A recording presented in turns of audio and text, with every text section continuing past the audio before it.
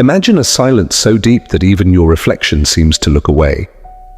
Someone stands before you, calm, still, eyes open, but something inside them has gone missing. They no longer see you.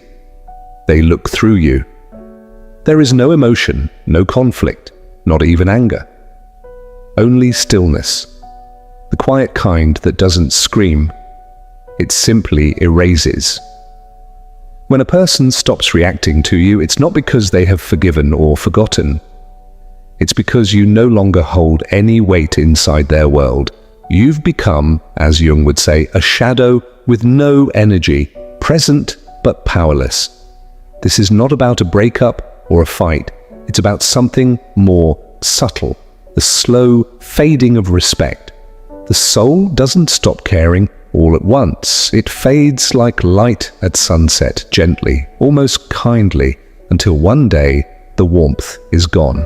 Schopenhauer once said, "Hatred still acknowledges your existence." But insignificance, that is the true void. Hatred connects two souls in conflict, but when you become insignificant, you no longer exist in someone's emotional world.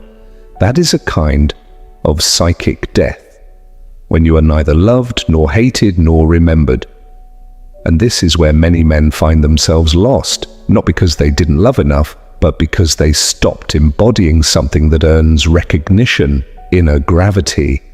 Every woman, whether she knows it or not, feels this gravity test. It's not about how rich, charming, or strong you appear.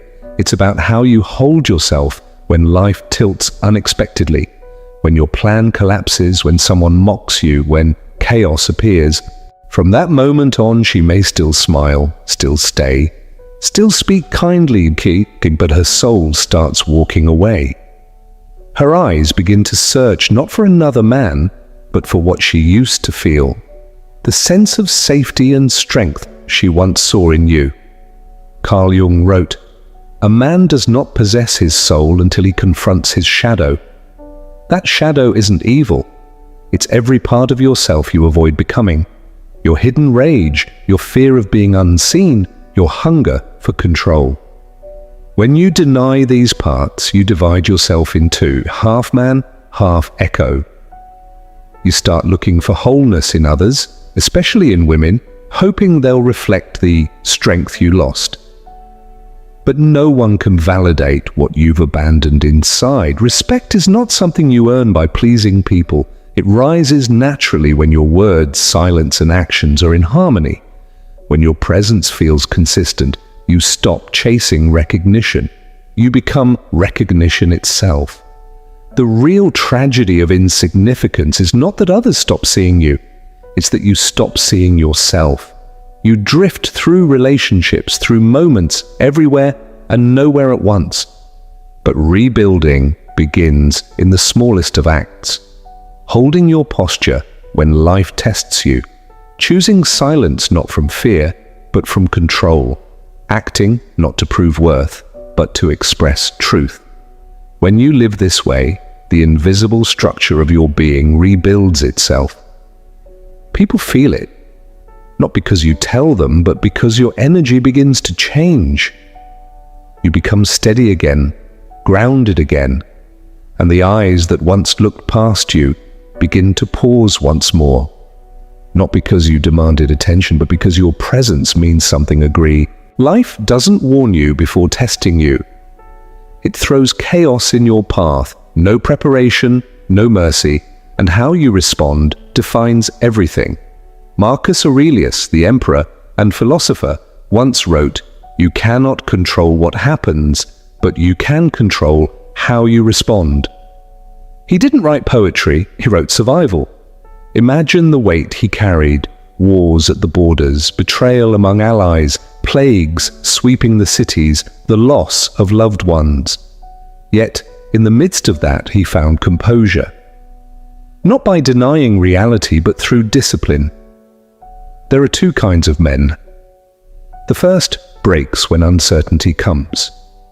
Their breath shortens, their voice shakes, their mind searches for blame or pity. Their chaos spills out in every word, every move, every glance. The second pauses. He inhales. He centers himself. He feels fear, doubt, anger, and grief. But he does not become them.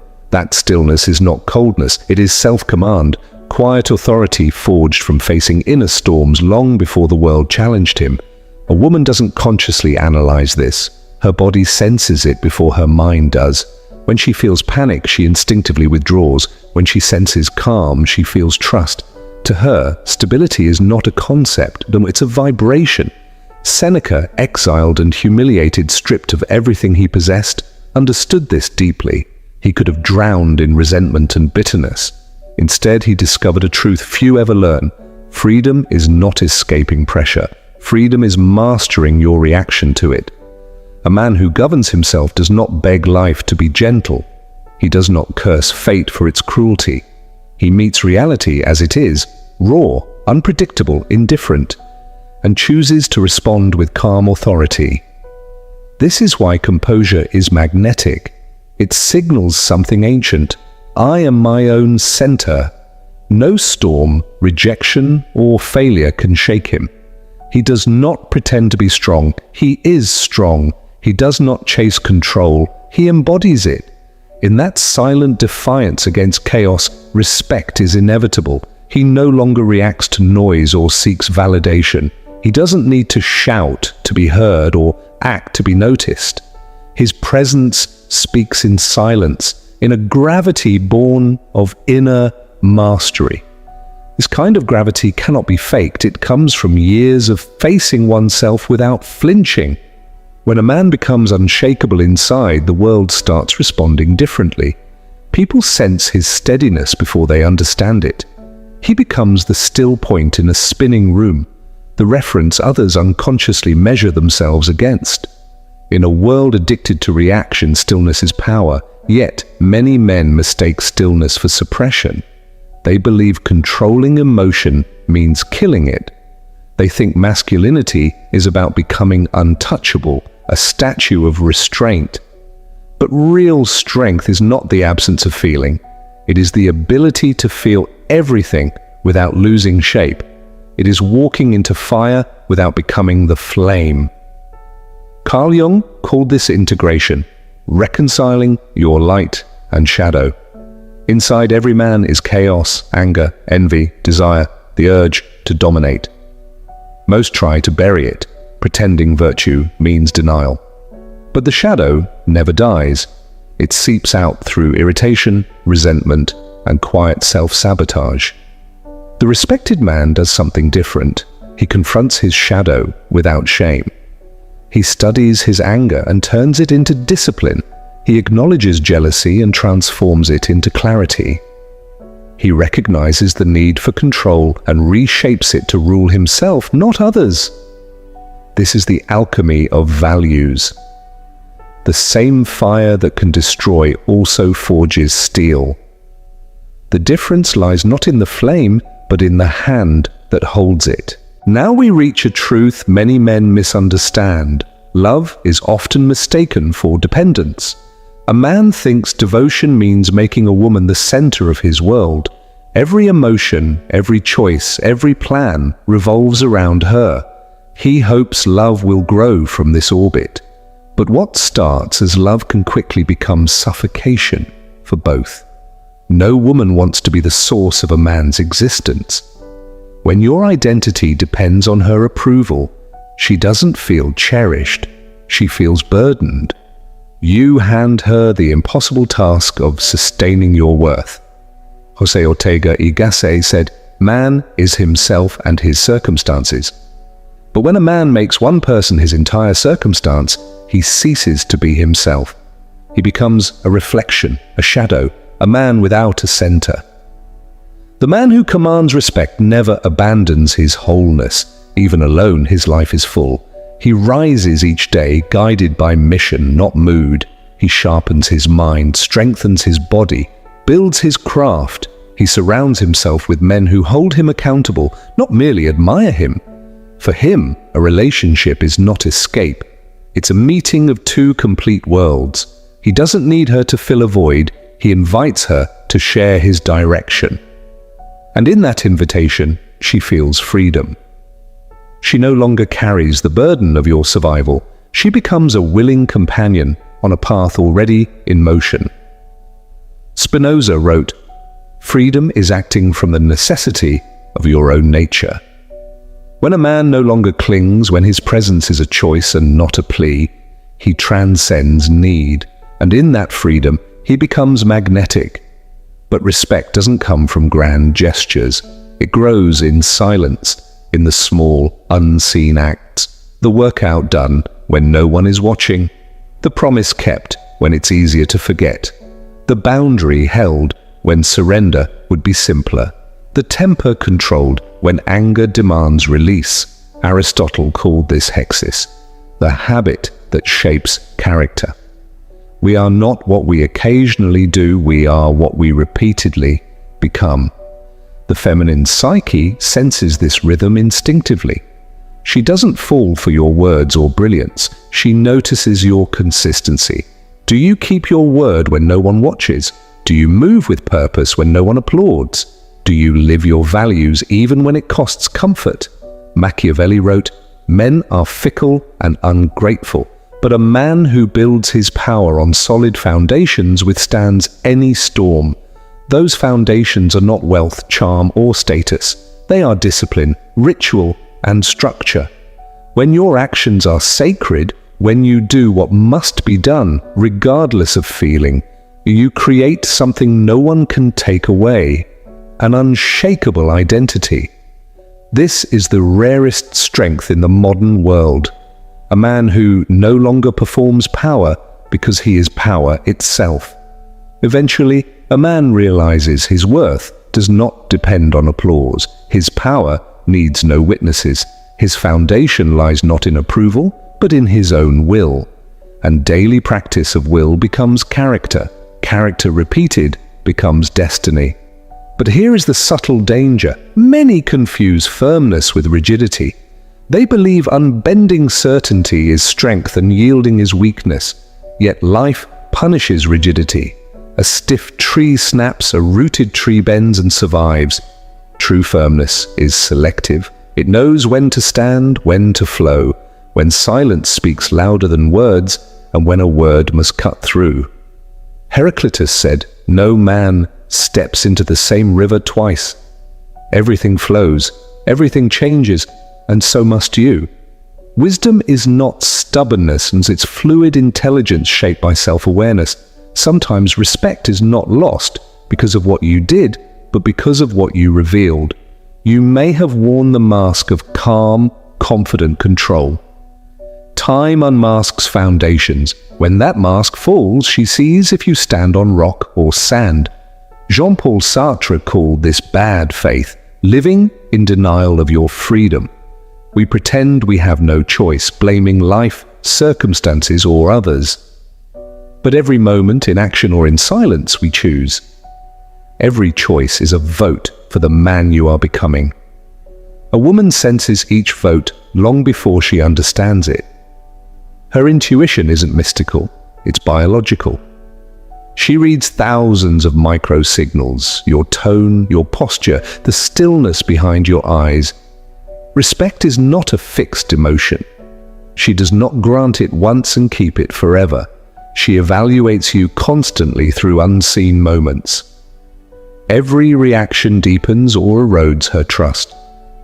When your boundaries are calm and firm, she feels safe. When your presence trembles with fear, she feels responsible. And desire dies faster than anger ever could. Regaining respect is difficult because it's not about convincing her. It's about transforming yourself from the inside out. Now comes one of the most important truths. Respect is born not from possession, but from renunciation. It's only when she feels you could live without her that you choose her, not need her, that true admiration sparks. When she senses you would rather lose the relationship than lose your integrity, she relaxes into trust. Respect requires the perception of freedom, and freedom exists only when walking away is an option. Kierkegaard called this the leap of faith, risking everything for what you know is true. In love, that leap isn't toward another person. It's toward your own soul. It's the courage to let go when staying would mean betraying yourself. Here's the beautiful irony. When a man develops this courage, she feels it in her nervous system. It's not arrogance, it's not a threat, it's presence. The rare vibration of someone who chooses freely. She no longer clings out of fear. She stays out of reverence. She is with a man liberated by truth, not trapped by emotion. That calm, defiant freedom awakens something ancient in her. The instinct to follow strength, the desire to stay near the fire that doesn't need her to burn. Respect, then, is not given. It is earned through evolution. The natural gravity of a man who no longer performs certainty, but embodies it. When he stands before the world, unmoved by chaos, yet open to life's flow, he becomes what all men secretly wish to be, and all women instinctively recognize, not perfect, but whole. Respect isn't something you chase, it isn't a goal to achieve, it is a side effect of who you have become. The moment you perform to earn respect, adjusting your words, tone, and gestures, you lose it. Respect can smell pretense before you even speak. True respect grows in silence, in unseen hours, when your choices align with principles, not fear. It grows in saying no to what weakens you and yes to what challenges you. It is not built in a day, but slowly, in darkness, through countless moments of self-confrontation. Men who chase respect directly often mimic what they think strength looks like. Louder voices, harder stares, colder emotions. But imitation has no depth. Respect radiates from within, from a man who has faced himself and walked through his own fire. This is radical authenticity, the courage to stand alone in your truth, even when misunderstood, the courage to integrate your shadows instead of hiding them. A man who denies his darkness becomes its prisoner. A man who faces it becomes whole. And wholeness commands respect without ever demanding it. The Stoics practiced premeditatio malorum, imagining every possible misfortune, not out of fear, but to become unshakable. When you accept loss beforehand, fear dissolves. Your actions become deliberate, uncorrupted by desperation. This is the state of a respected man. He is not free from pain, but free from panic.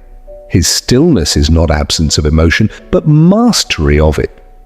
While others react, he responds. While others chase control, he controls himself. If you felt someone stop respecting you, the quiet distance, the invisible wall, ask yourself, were you centered or were you performing? Did you stand firm in your values or twist yourself to be accepted? Respect is not lost in a single moment. It erodes slowly every time you abandon yourself for approval. A woman senses this instantly. She doesn't think about it, she feels it. When she feels your self-worth depends on her validation, trust fades. Respect and dependency cannot coexist. Freedom is the foundation of attraction. Freedom doesn't mean distance. It means the ability to walk away without collapsing. Only when she senses that you can live without her does she truly desire to stay. Only then does she feel safe, not in your need, but in your stability. Kierkegaard's leap of faith is clear. Courage is risking everything to remain true to yourself. In relationships, that leap is an act of integrity, risking temporary loss to preserve what is eternal, your center, your self-respect, your inner kingdom. When a man develops this presence, he becomes magnetic. Nothing is more attractive than quiet strength, the kind that doesn't try to prove itself. It is not arrogance, it is peace earned through struggle. It is power no one gave him, forged in solitude, discipline, and silence. And here is the final paradox most men never grasp. Respect is not demanded, it is recognized, it is not granted. It is awakened within others by who you are. You cannot convince anyone to respect you.